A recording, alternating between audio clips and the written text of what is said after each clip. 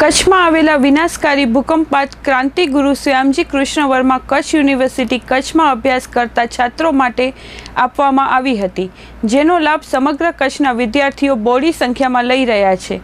ત્યારે છાત્રોને અનેક સુવિધાઓમાં વધારો થાય તે માટે કેન્દ્ર સરકાર અને રાજ્ય સરકાર દ્વારા ખૂટતી વિવિધ કડીઓ પૂર્ણ કરવામાં આવી રહી છે।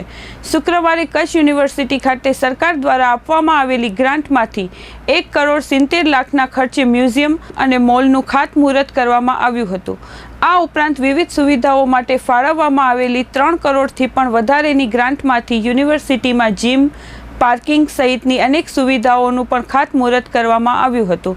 કચ્છ યુનિવર્સિટી ખાતે યોજાયેલ કાર્યક્રમમાં ભુજના ધારાસભ્ય કેશુભાઈ પટેલ, મોહનભાઈ પટેલ, રાજેન્દ્રસિંહ જાડેજા સહિતના વિવિધ આગેવાનો, કચ્છ યુનિવર્સિટીનો સ્ટાફ તથા વિદ્યાર્થીઓ સહભાગી થયા હતા। યુનિવર્સિટી ખાતે બનનારા આ મોલમાં કચ્છના કારીગરો દ્વારા બનાવવામાં આવેલી વિવિધ વસ્તુઓનું માર્ગદર્શન, પ્રદર્શન તથા વસ્તુઓનું વેચાણ પણ કરવામાં આવશે। આ અંગે ચંચળ ન્યૂઝ સાથે ભુજના ધારાસભ્ય કેશુભાઈ પટેલ તથા અન્યોએ વાત કરી માહિતી આપી હતી।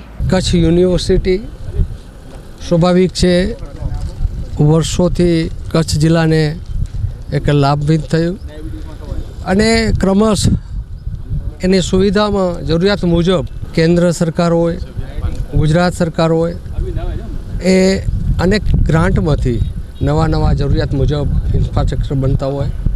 આજે 2 જગ્યાએ આપણે ખાતમુહૂર્ત કર્યા, મ્યુઝિયમ અને મોલ, જે 1,70 લાખને ખર્ચે અને 3 કરોડ ઉપર આજે પાર્કિંગ, જીમ, આવા જે રીતે મોટી રકમથી આજે આખી ટીમ, મોહનભાઈ પટેલ, રાજેન્દ્રસિંહ, જે એના બધા એસી છે, આ બધાની હાજરીમાં, એના સ્ટાફ સૌની હાજરીમાં આજે જે ખાતમુહૂર્ત કરે આવતા દિવસોમાં 12 મહિનામાં એ કામ પૂરું થશે અને જે રીતે અનેક કામો થયા એ રીતે આજે ખૂટતી કડીઓ યુનિવર્સિટી ગુજરાત અને કેન્દ્ર સરકાર દ્વારા જરૂરિયાત મુજબ સુવિધાસભર યુનિવર્સિટી બને એવી બધાની અપેક્ષાઓ છે અને બધાએ જ્યાં જરૂરિયાત પડે ત્યાં રજૂઆત કરીને આ યુનિવર્સિટી આખા ગુજરાતમાં નંબર 1 બને એવા પ્રકલ્પ સાથે જે રીતે કામ થઈ રહ્યા છે, હું માનું છું ત્યાં સુધી એ સુવિધાસભર યુનિવર્સિટી બનશે।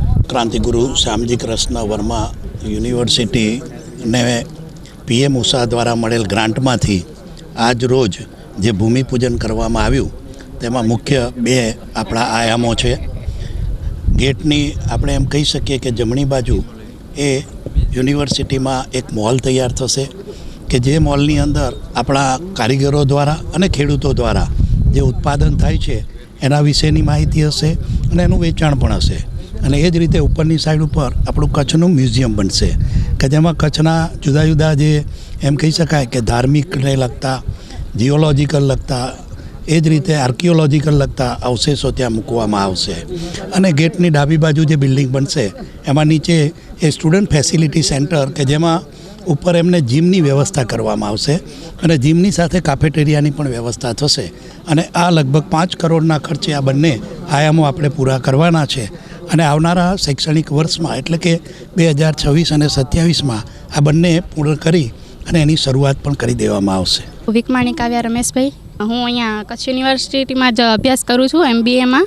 હું અહીંયા હોસ્ટેલમાં જ રહું છું અને આજે અહીંયા મ્યુઝિયમને જે આ મોલને બની રહ્યું છે એનું ભૂમિપૂજન હતું, તો તેમાં અમને આમંત્રણ કર્યું, તે બદલ ખૂબ ખૂબ આભાર અમને। આનામાં એક તો મ્યુઝિયમ છે એટલે એ તો એનામાં બધું જાણકારી મળે બધાને, તો એ બાબતે બધાને થોડીક નોલેજ મળશે, એ સારું રહેશે। અને મોલ બની રહ્યું છે તો અહીંયા યુનિવર્સિટીમાં અભ્યાસ કરતા બધાને ને પછી હોસ્ટેલ પણ છે અહીંયા, તો હોસ્ટેલવાળાને પણ જે અહીંયા સુવિધા મળી રહેશે, બધું વસ્તુ અહીંયાથી મળી રહેશે। અને બીજું તો અહીંયા જે આર્ટ કલાને કરી રહ્યા છે એનું પણ અહીંયા રાખવામાં આવશે, તો તેથી આપણું બધું આર્ટને જે કરીએ છીએ એ પણ અહીંયા વસ્તુ મળી રહેશે, જોવા મળશે એવી રીતે।